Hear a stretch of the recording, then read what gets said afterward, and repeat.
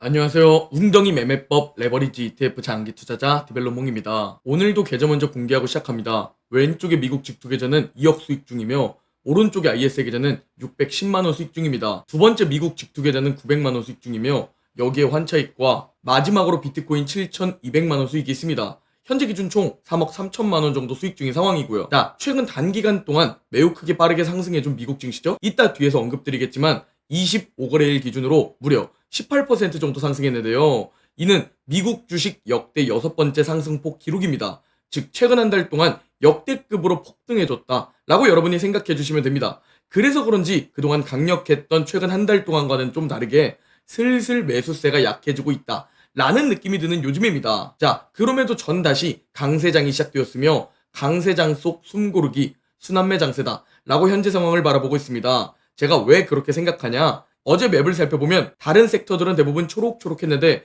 빅테크만 유독 지지부진했기 때문입니다. 이게 뭘 뜻하는 거냐? 최근 많이 오른 종목들은 잠시 좀 쉬어가는 숨고르기 장세, 그리고 그동안 상대적으로 덜 오른 종목들은 그대로 더 상승하면서 상승키 맞추기를 하고 있다 라고 현재 상황을 바라보고 있습니다. 이렇게 현재 상황을 긍정적으로 바라보지만 전 당분간 잠시 매수하지 않습니다. 오를 땐 계좌 상승만을 즐기는 오질 구간에 돌입해 있는 상황입니다. 그리고 오늘 왜 오질 구간에 돌입해 있는지 이 이유를 하나하나 알려드리겠습니다. 일단 어제 공유드렸던 자료인데 첫 번째 이유는 바로 RSI 과매수 구간입니다. 통상적으로 RSI가 70 이상이면 단기적인 과열, 과매수 구간이라고 말하며 이 구간에서는 당연히 더 오를 수 있어도 언제든지 단기적으로 떨어질 수 있다 라는 리스크가 평소보다 더 높은 자리입니다. 실제로 현재 나스닥에 속한 종목 중 과매수 상태, 그러니까 RSI가 70을 넘어선 상태의 종목들 비율이 어느새 24%를 넘어선 상황입니다. 즉 4개의 종목 중 1개의 종목은 이미 과매수 구간에 진입해 있다는 겁니다. 그리고 이 정도로 과매수일 때 시장은 과연 어떻게 움직였는지 살펴보면 단기적인 하락 리스크가 평소보다 높고 일주일 뒤를 바라봤을 때 매우 높은 확률로 단기적인 웅덩이가 찾아왔다 라는 데이터를 확인해 볼 수 있습니다. 그래서 저는 단기적인 웅덩이를 기다리고 있다 라고 생각해 주시면 될 것 같고요. 그리고 두 번째 이유는 바로 탐욕 구간입니다. 아직 다행히 극심한 탐욕 구간은 아니지만 곧 극심한 탐욕 구간에 진입할 예정이기에 언제든지 단기적인 하락이 나올 수 있는 자리다 라는 가능성을 보여주고 있죠. 여기에 볼린저 밴드를 살펴봐도 한 달 동안 폭등해주면서 볼린저 밴드 상단을 몇 달 만에 터치해 주었습니다. 이 역시 단기적인 과열로 단기적인 웅덩이가 언제든지 찾아올 수 있다 라는 가능성을 보여주고 있는 자료이죠. 또한 불리시 퍼센트 인덱스를 봐도 4월 초 역대급 과매도로 빠졌었습니다. 그래서 저는 저 구간에서 1억을 웅줍했는데요. 한 달 동안 역대급 상승을 보여주면서 어느새 과열 구간으로 치솟았습니다. 즉, 이 역시 지금 안전마진 확보로 인한 매수가 아니라 하락 리스크가 있는 오질 구간이다 라는 것을 우리에게 알려주고 있습니다. 즉 지금 정말 많은 데이터들을 다 살펴봤을 때 많은 데이터들이 단기적인 과열을 나타내고 있습니다. 이는 무조건 하락이 찾아온다 라는 것은 아니지만 옆으로 숨고르기를 하던 잠시 웅덩이가 찾아올 수 있는 자리다 라는 가능성으로 연결되죠. 그래서 저는 현재 이 단기적인 조정,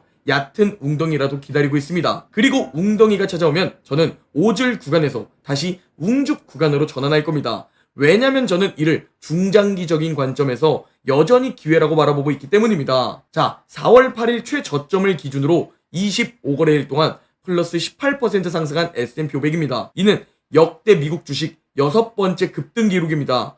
2020년 4월 27일에 코로나 폭락 이후 급등이 나왔고 2009년 4월 6일에 리먼 브라더스 폭락 이후 급등이 나왔고 1991년, 1982년, 1974년에도 급등이 나와주었습니다. 그런데 여기서 지금처럼 이렇게 한 달 동안 급등했을 때 그 이후 주가 수익률은 어떻게 되었을까? 이 부분이 정말 중요한 부분이죠. 놀랍게도 5번의 데이터 중 5번 모두, 그러니까 100%의 확률로 1년 뒤에는 다 상승했었고 심지어 가장 낮은 수익률이 11%이며 평균적으로 1년 뒤 무려 30% 정도 더 상승해 있더라. 그러니까 2026년 5월쯤에는 지금보다 훨씬 더 상승해 있을 수도 있다 라는 가능성을 내포하고 있다고 생각해 주시면 됩니다. 그래서 저는 현재 미국 주식 상황에 대해 단기적인 과열로 인해 잠시 숨고르기 또는 웅덩이가 찾아올 수 있으나 중장기적인 관점에서는 웅줍 기회다 라고 이렇게 개인적인 관점을 가지고 있습니다. 그리고 비트코인은 미국 주식과는 조금 다른 뷰를 가지고 있습니다. 저는 비트코인은 올해 미국 주식보다 더 상승할 가능성이 높다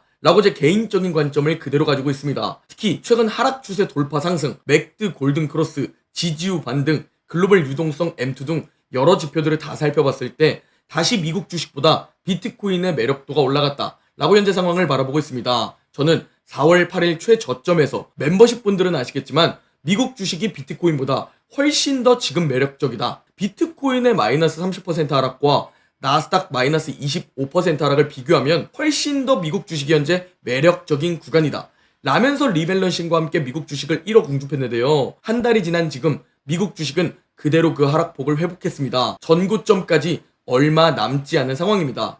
그래서 지금 이제 다시 매력도를 생각해보면 미국 주식보다 비트코인이 더 매력적이다. 미국 주식은 단기적인 과열 구간이기 때문에 라는 제 개인적인 관점을 가지고 있습니다. 자, 그리고 어제 파월의 발언이 화제입니다. 간단히 핵심만 말씀드리자면 공급 충격이 더 자주, 더 지속적으로 발생할 수 있는 시기로 접어들고 있을 수 있다. 이는 중앙은행과 경제 전반에 매우 어려운 도전 과제다. 그래서 인플레이션 불확실성이 있기 때문에 앞으로 장기 금리가 높게 유지될 가능성이 있다. 제로금리 시대로의 회귀는 당분간 어려울 것이다. 이걸 정리해보면 인플레이션 불확실성이 커지는 시대이며 그로 인해 금리를 쉽게 내리지 못하는 시대다 라고 짧게 관점을 정리해볼 수 있습니다. 물론 연준 의장도 예측이 불가능한 것이 바로 경제와 금리입니다. 그래서 고금리 장기화를 외치더라도 언제든지 다시 저금리로 내려갈지 모릅니다. 이걸 예측할 수 있는 사람은 아무도 없습니다. 그러나 우리는 최악의 경우를 대비하는 투자자들이죠. 따라서 우리는 고금리 장기화에도 대비해 두어야 합니다. 이는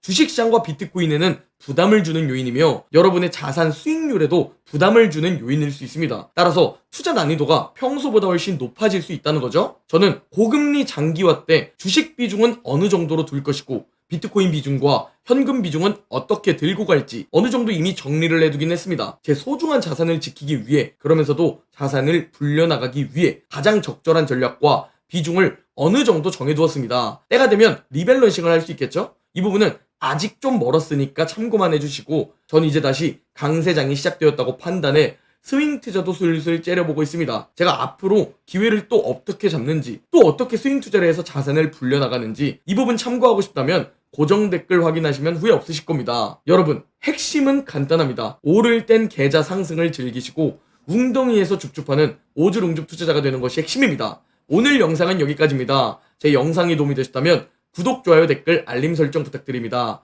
그럼 다음 영상에서 뵙겠습니다.